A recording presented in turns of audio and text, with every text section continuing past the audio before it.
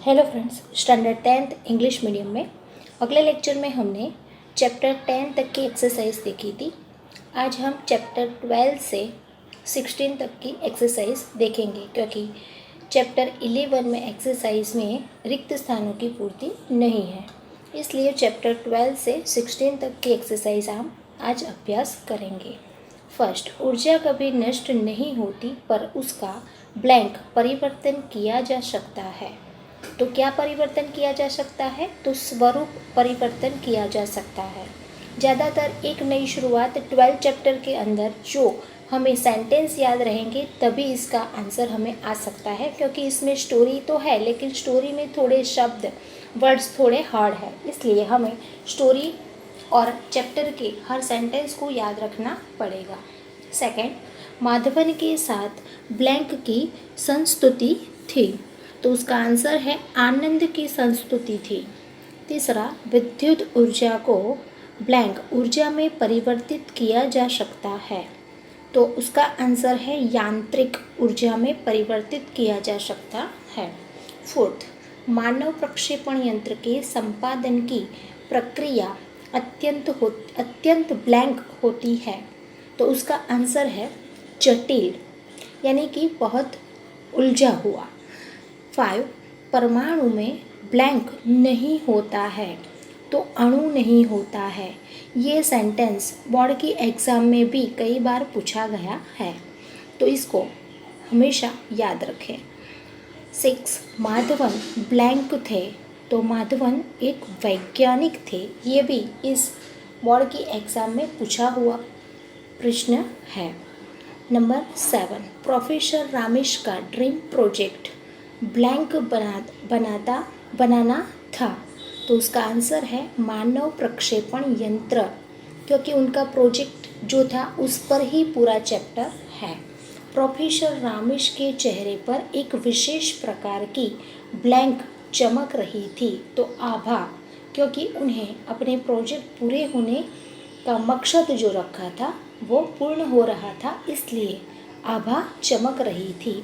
इस प्रकार chapter number 12 की टोटल 8 रिक्त स्थानों की पूर्ति है, जो आप अपनी नोटबुक में लिख लीजिए। अगला है पोएम साधुपदेश।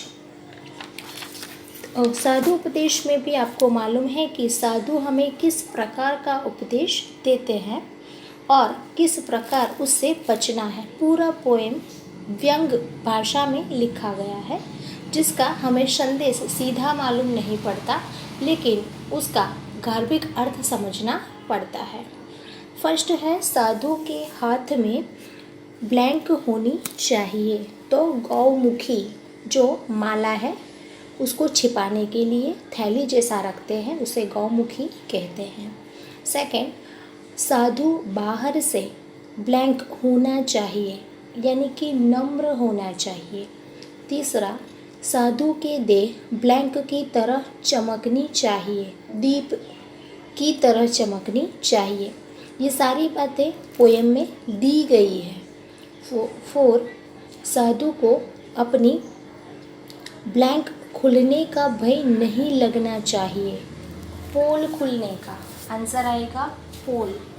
5, साधु का ब्लैंक देखकर विद्वान तर्क नहीं करेंगे, तो आंसर है मौन व्रत। मौन व्रत रखेंगे तो साधु के साथ कोई बातचीत नहीं करेगा या कोई विद्वान व्यक्ति आकर उससे तर्क भी नहीं लड़ाएगा। 6, साधु अपना पाप भरा घड़ा ब्लैंक आकर फोड़ेगा, तो कहाँ फोड़ेगा? काशी में आकर। 7, कवि ने ब्लैंक गुण पर करारा व्यंग किया है, तो मुख में राम बगल में छुरी, ये एक कहावत है। इस गुण का करारा व्यंग किया गया है, अर्थात कि हम मुंह से ऐसे दिखते हैं कि राम राम बोलते हैं, अच्छे वचन बोलते हैं, लेकिन हमारे अंदर के भाव या विचार कुछ अलग प्रकार के होते हैं, या तो फिर किसी को लूटने का, जैसे साधु लूटते हैं, इस प्रकार का भाव होता है। 8, साधु अपने उपदेश को बढ़ावा देने के लिए शहर से दूर किसी ब्लैंक में झोपड़ी बनाते हैं, तो बगीचे में। 9, साधुपदेश काव्य में ब्लैंक लोगों पर व्यंग किया है तो अनपढ़ लोगों पर। 10th, तर्क का भय ब्लैंक साधु को रहता है तो दम्भी साधु पर रहता है। इस प्रकार पोएम नंबर 13 में 10 रिक्त स्थानों की पूर्ति है जो आप अपनी नोटबुक में लिख लीजिए। अगला है चैप्टर 14 मेरी माँ। उसमें बिस्मिल ने अपनी माँ के बारे में लिखा है, अपनी माँ के बारे में बताया है। उसमें टोटल रिक्त स्थानों की पूर्ति के लिए 8 सेंटेंस है। फर्स्ट, सेवा समिति का आरंभ ब्लैंक में हुआ तो शाहजहाँपुर में। राम प्रसाद बिस्मिल के गुरु का नाम ब्लैंक था तो श्री सोमदेव। तीसरा, बिस्मिल ने अपनी माँ की तुलना ब्लैंक की माता से की है तो मेजनी की माता से की है। पुत्रों के बलिदान पर गुरु गोविंद सिंह की पत्नी ने ब्लैंक बांटी थी तो क्या बांटी थी? मिठाई। 5, बिस्मिल की माँ ने लिखना पढ़ना अपनी ब्लैंक से सीखा तो सखी सहेलियों से। इसका उल्लेख लेखक ने चैप्टर में ही किया है कि बहुत ही कम उम्र में बिस्मिल की माँ का विवाह हो गया था, इसलिए वो पढ़ी लिखी नहीं थी, लेकिन सखी सहेलियों के साथ बैठने पर उन्हें थोड़ा पढ़ना सीखना सखी सहेलियों से सीख लिया था। तो आंसर सखी सहेलियों आएगा। नंबर 6, बिस्मिल ब्लैंक वस्तु का स्वीकार नहीं करते थे तो धर्म विरुद्ध वस्तु का। 7, बिस्मिल माँ के चरणों को प्रणाम करके तथा ब्लैंक का स्मरण करके शरीर त्याग करना चाहते हैं। 7 में परमात्मा आंसर आएगा। 8, बिस्मिल की माँ ब्लैंक पुस्तकों का अध्ययन करने लगी थी तो देवनागरी यानी कि हिंदी। देवनागरी का दूसरा अर्थ होता है हिंदी। तो हिंदी भाषा यानी कि पुस्तक का अध्ययन माने कि सीखना शुरू किया था। इस प्रकार चैप्टर 14 की ये रिक्त स्थानों की पूर्ति है। इसको अपनी नोटबुक में लिखना है। पोएम नंबर 15, हे जनशक्ति महान। हे जनशक्ति महान में टोटल 9 सेंटेंस दिए गए हैं। जो हे जनशक्ति महान कविता में ब्लैंक ग्रह का नाम है तो पृथ्वी। बादलों की गड़गड़ाहट का दूसरा नाम ब्लैंक है तो गर्जना। तीसरा, कवि चाहते हैं कि प्रत्येक मनुष्य को ब्लैंक मिले तो संतोष। 4th, कवि चाहते हैं कि देशवासी ब्लैंक के पत्थर पर चले तो उन्नति के पत्थर पर। 5th, कवि ब्लैंक बढ़ने की इच्छा रखते हैं तो अविरत माने कि कहीं भी रुकना नहीं है। 6, कवि ब्लैंक को वंदनीय मानते हैं तो उसका आंसर आएगा किसान मजदूर। 7, कवि जनशक्ति को जगाकर पृथ्वी पर ब्लैंक बनाना चाहते हैं तो उसका आंसर आएगा स्वर्ग।